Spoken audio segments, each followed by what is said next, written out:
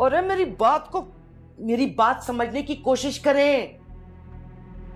सबा जब उस घर के अंदर जाएगी, वहां लोगों को पता लगेगा कि मरियम जुनैद की बहन है, तो आप खुद सोचें, बिरादरी में हमारी भाड़ में गई तुम और तुम्हारी बिरादरी। सब कुछ बर्बाद करने के बाद अपने गुनाहों पर ये मसलिहतों के खिलाफ मत चढ़ाओ। ये एक बात बता दूं मैं तुम्हें,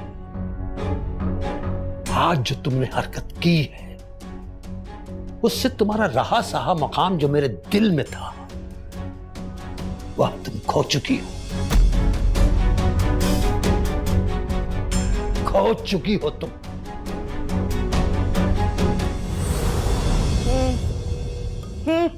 मकाम, ऊंचा मकाम, दिल ना हुआ वह शरीफ हो गया कि अगर इनके दिल को कुछ हो गया तो मेरा बड़ा नुकसान हो जाएगा।